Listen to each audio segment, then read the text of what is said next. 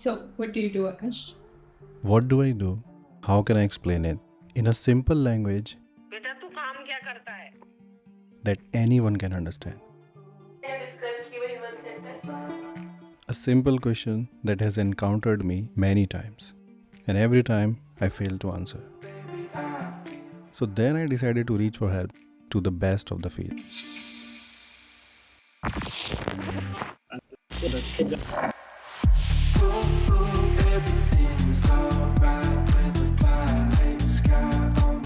I tracked many of them on LinkedIn, sent them direct messages, requests, almost did everything that could have got their attention. And guess what? Few of them replied. There are people who build something, and there are people who want to check if what they build. Two mindsets. A builder mindset and the mindset of a tester is a little bit different. A tester focuses on finding the problems in this product. My actions, my activity, my way of thinking is focused on finding problems. It's not only about identifying some kind of bugs or something, but it's about also thinking about the overall process from starting from the requirements and also collaborating with the developers or the product owners. I think it's not just about the mindset, because most of the things which we talked about in that mindset phase is mostly about whether you are a critical thinker, whether you are that investigative or not.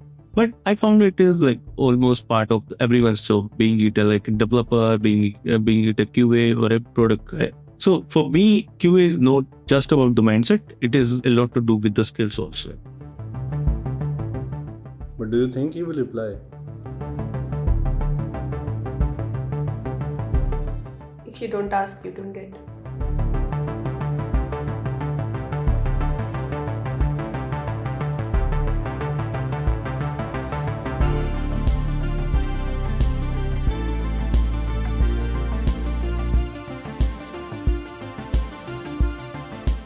Hey Akash, how are you? Can you hear me?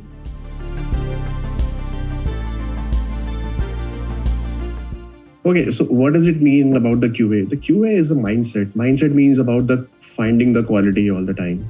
Something is wrong, some bugs are there which is not tested properly. The application is having some major quality issues that you actually missed it.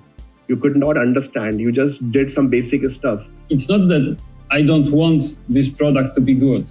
I do. I mean, as a team, we want to deliver something to the end user, right? Great QA requires deeply understanding both user needs and the developer constraints also. So if your thought process is missing, the mindset is missing, then you think about what will be the consequences in the production when customer is going to use your application.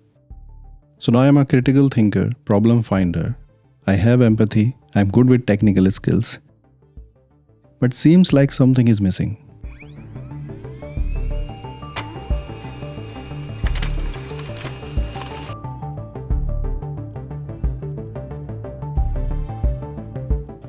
Disbelief. I mean, you need, as a tester, you should have the ability, the habit to not believe in what you see.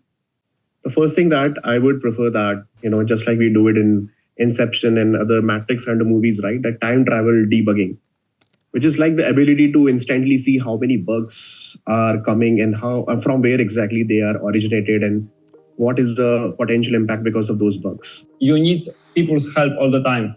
And it's much, much easier to convince somebody to leave their job right now and to help you with something if you are their friend. So collecting friends as a tester is a superpower. My brain is like working as a superhero, having the superpower in me that immediately I'll get to know, okay, this module or this particular functionality or this particular product is having this particular issue. And this is how it is originated. And this is how we can fix it. Superpowers of QA are like having curiosity and instead of assuming things, no assumptions, like asking and no assumptions on the product requirements. QA job is not about only that QA will start after the development. The QA should be the first process from the beginning itself. QA should ask the questions. QA should be involved during the requirement. Whenever, in fact, I would advise QA should go to the stakeholders to get the requirement and then present the requirement to the engineering team. Critical thinking, risk assessment, and adaptability to think from multiple perspectives. Like, for example, being an end user, being a client, being a developer. I will always see my application through different lenses. The first view is the functional, second view is performance, third one is security, usability, or you can say accessibility also. And thinking like an end user. So when we are thinking like an end user, we think about the positive, negative scenarios and also the business workflows that are there for the product. Having no fear of learning different things. I mean, especially learning technical skills. Programming, it is so technical, so difficult and so on. I'm not a technical person, And also keep learning the product domain knowledge is also important. So keep learning the product business workflows and all. Don't be afraid to learn. So this ability to learn a lot of things is your superpower. I would say that testing equals learning, right? You learn about the product that you test. You learn, the technical skills. You learn the business domain in which you are testing. So anyone can do this, right?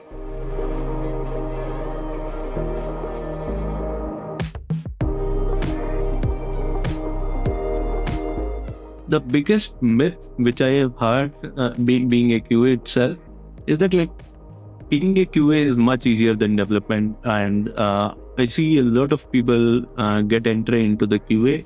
Anyone can easily do, right? So if you don't, if you are not good in education, then only you come to QA role like that. People will think. And they don't need that much of technicalities, and that's why they just get into the QA. See, it's not like, you could not do anything and you did not do anything in your life, in your college time, and then you were the poorest guy in the team or in the training or in the college. That's why you got the testing. That's why you got into the testing. And they think it's much easier part than being into the development field. Maybe long back it was easy, but nowadays it's like everyone should have technical knowledge, and it's like it's not an easy thing like earlier days. The most intelligent people in the team is the QA team. You really need to hire some really intelligent people if you really want to build a QA team, right? It's a responsibility kind of work. It's a kind of work where we have to make sure that the quality matters. And then this is what the product I really want to deliver to the customer. So it's not like anyone can become a QA. I have two such myths. One is some mythical war between testers and developers. There's so many discussions and so many posts on LinkedIn in which people say, QA versus dev or dev versus testers or whatever. During 20 years in IT and in testing, I haven't seen any wars. It doesn't make sense. And such discussions are not good for our community. So it doesn't make sense. QA job is not about only that QA will start after the development. The QA should be the first process from the beginning itself. QA should ask the questions. QA should be involved during the requirement. Whenever, in fact, I would advise QA should go to the stakeholders to get the requirement and then present the requirement to the engineering team. And the second one, that there is manual testing and automation testing, and that you can transition from manual testing to automation. Manual testing or exploratory testing, that is the actual testing. You have to use your brain, you have to use your human intelligence. And when you learn, programming skills or something, and you can use them in testing, then you have another superpower, which is automation that you can use to help you test effectively and better and so on. But it's not kind of transition that you don't do manual testing or something. You are writing amazing code. You are a great automation engineer and great developer. But it's not true that, at the same time, you can be a great tester also. There is no manual testing. It's another myth that there is some kind of manual testing, right? I mean, for me, testing is testing. It's not manual. You cannot automate 100% things. That's again another myth in the industry. I'm super happy if someone is automating 30-40% of the test cases also. In fact, 70-60%, I would really like to explore my application properly, because I know that the kind of bugs that I can find with my wisdom, with my user experience and everything, with my knowledge, that automation cannot find it. I mean, it happens in your head.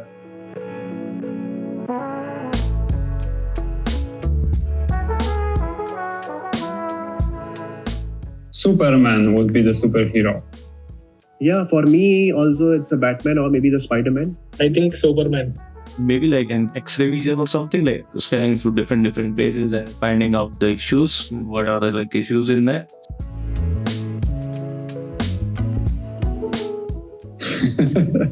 Psychotherapist. So I think I will be a teacher. I will try to make sure that okay, the society is learning whatever the things that I can contribute from my side. That is what I really want to be.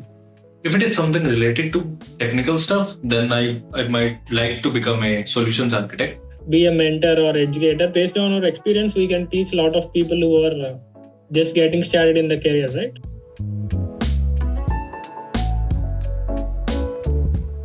Adventure.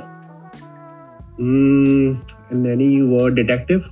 A guardian of quality. Learning is the best thing. Just learn. There is no shortcut. Or as a tester, you have to learn to learn. Focus on learning beyond the testing also.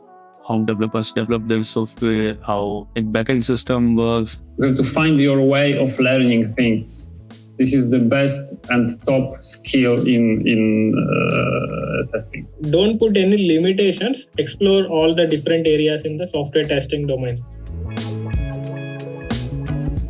Definite toe for me is an ego.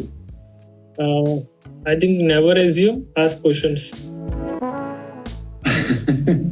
That's a good question, and I don't see such things. I mean, I don't want to focus on anything that somebody shouldn't have. No. So the one word answer is nothing. Yeah, nothing.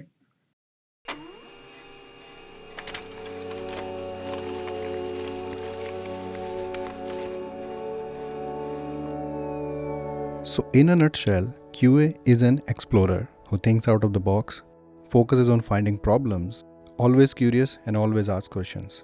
Thinker who believes in process and product, believes in collaboration and empathy, amazing debugger, is kind of the most skilled person in the team. So QA is the one who tests. Did you design this?